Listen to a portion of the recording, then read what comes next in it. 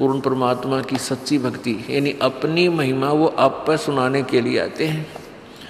कहते हैं यदि भक्ति सच्ची साधना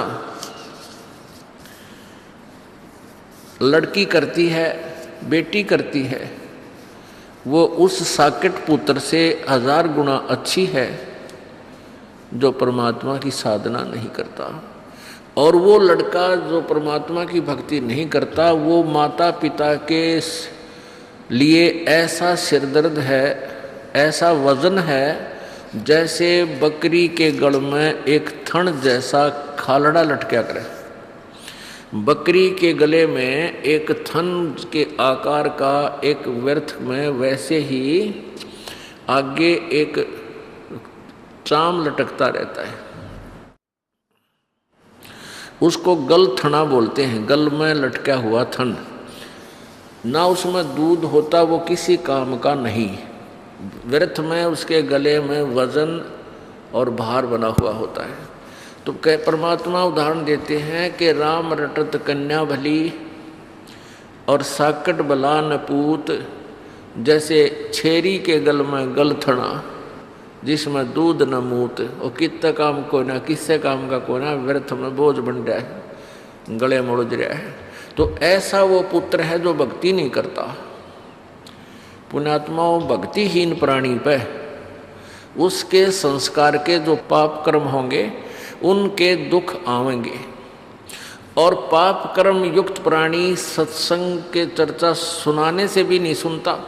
जिसके पाप अधिक होते हैं वो परमात्मा के वचनों को सुनना पसंद भी नहीं करता। माता पिता ने उपदेश ले रखा है और वो समझाते हैं कि बेटा जा नाम ले, तू भक्ति कर, हमारे साथ चल सत्संग में, और वो नहीं आता है, तो इससे सिद्ध है कि उसके ऊपर उसके पाप कर्मों का जबरदस्त प्रभाव है, इसलिए उसकी रुचि नहीं बन रही।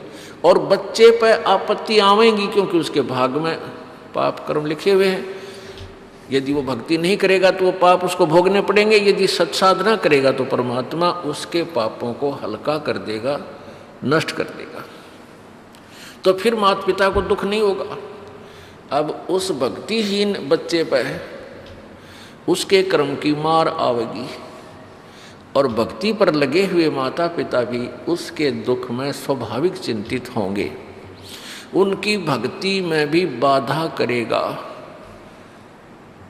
और वो बेटी जो परमात्मा की भक्ति कर रही है उसके भी प्रारब्ध में आने वाले समय में कोई ऐसा कर्म दुख आएगा तो परमात्मा नहीं आने देगा, क्योंकि ये पाप नाशक भगवान है कबीर परमात्मा। कबीर अंगारी असी, कबीर बम्भारी असी। कबीर अंगारी माने पापों का नाश करने वाला, पापों का शत्रु, पाप विनाशक, और बम्भारी माने बंधनों से छुटराने वाला, बंदी छोड़ है। तो वो उस बेटी के उस प्रारब्ध के उस कठिन कर्म को, उस पाप कर्म को नष्ट कर देगा, इसलिए वह बेटी सुखी रहेगी। और बेटी सुखी रहेगी तो माता पिता भी सुखी रहेंगे, उनकी आत्मा भी परमात्मा में दृढ़ रहेगी। यदि बेटी भक्ति पर नहीं लगी है, उसके ऊपर आपत्तियाँ आती हैं तो माता पिता को पता लगता है, तो उनकी नींद हराम हो जाती है, भोजन नहीं कर सकते वो उस दिन। तो इसलिए परमात्मा कहते हैं कि राम रटत कन्या भली और साकट बलो नपूत, जैसे छेरी के गल में गल थना जिसमें दूध न मूत। अब जैसे जिस प्राणी के ऊपर पाप कर्मों का अधिक प्रभाव होता है तो उसको परमात्मा की भक्ति अच्छी नहीं लगती। कबीर पिछले पाप से हरि चर्चा ना भावे, के ऊँघ के उठ चले या और बात चलावे। पापग्रस्त प्राणी या तो सत्संग में आया नहीं करे, और आ जाता है किसी के कहने से, प्रार्थना करने से, माता पिता के दबाव देने से, या कोई रिश्तेदार, कोई मित्र, सहेली, सखी, भाई बहन आ जाते हैं। और जिनके ऊपर पाप कर्मों का अधिक प्रेशर है तो सत्संग शुरू होते ही उसको या तो नींद आने लग जाएगी, लटके लेगा जो,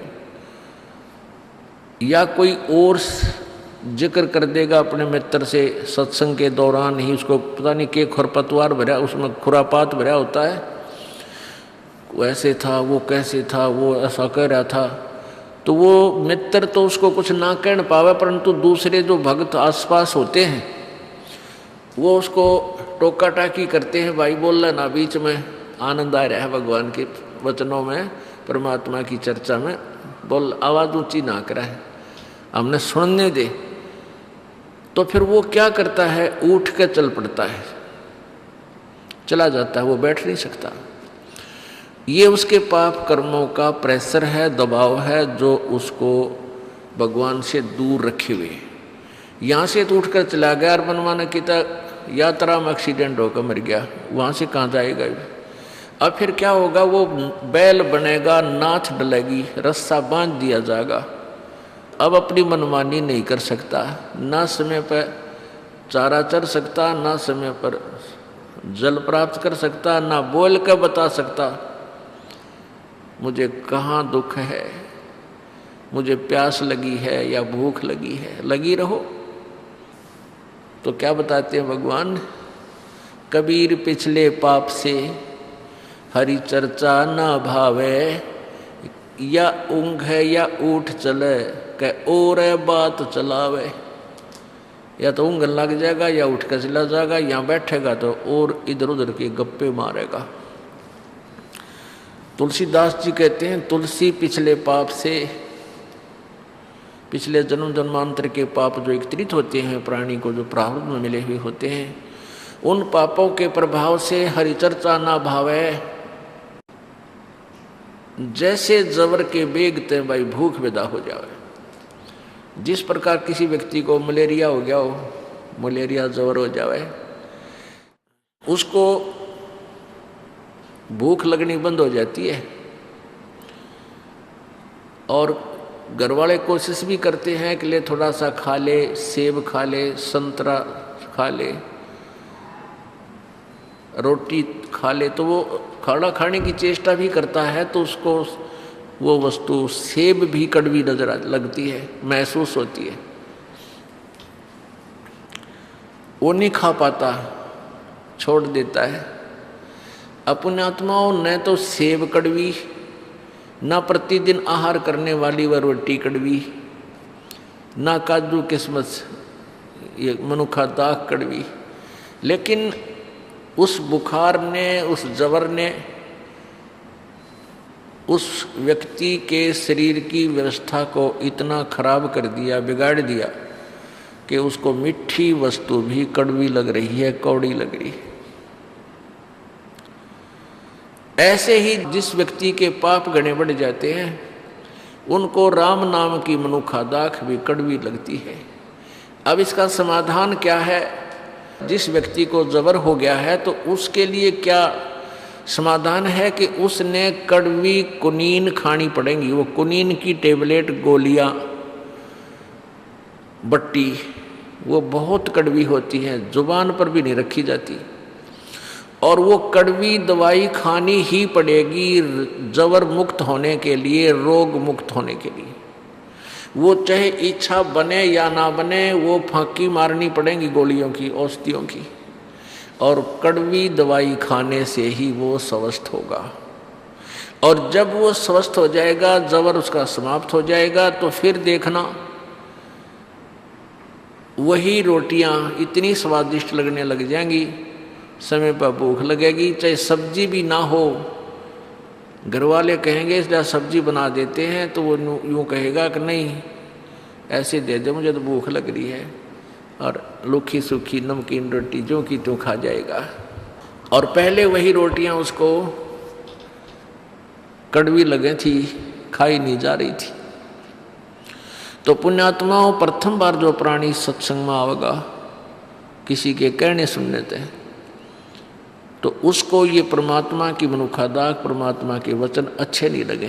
कारण क्या है कि प्रथम तो उसने पिछला जो वो अज्ञान सुन रखा होता है, उस अज्ञान के कारण ये वचन वैसे ही अच्छे नहीं लगते, क्योंकि ये तत्वज्ञान है, वो लोकवेद था, तो उस लोक वेद पर हम आधारित हो रहे थे। लोक वेद होता सुना सुनाया ज्ञान, अक्षेत्रीय ज्ञान, वो हमने पहले सुन रखा था तो वो आगे अड़ जाता है। उसका भी समाधान यही है कि जैसे किसी पात्र में खारा पानी डाल रखा हो, या तो उसने सारे नबार गिर दे फिर ताज़ा बढ़िया ठोक भराए। दूसरा तरीका ये है कि उसमें वो मीठे पानी की टूटी चालू कर दे, वो खारा अपने आप निकल गए और बढ़िया रह जाएगा। तो ये सत्संग सुनने से आपके अंदर जो पहले वाला ज्ञान, वो खारा पानी भर रखा था जल, वो अपने आप निकल जाएगा, समाप्त हो जाएगा, और परमात्मा का जो तत्व ज्ञान आपके हृदय में समा जाएगा, शेष रह जाएगा। तो पुण्यात्माओं, परमात्मा आकर के हमें यही बताया करते थे कि जैसे तुलसीदास जी की वाणी है, तुलसी पिछले पापते हरि चर्चा ना भावे, और जैसे जबर के बेगते भूख विदा हो जावे।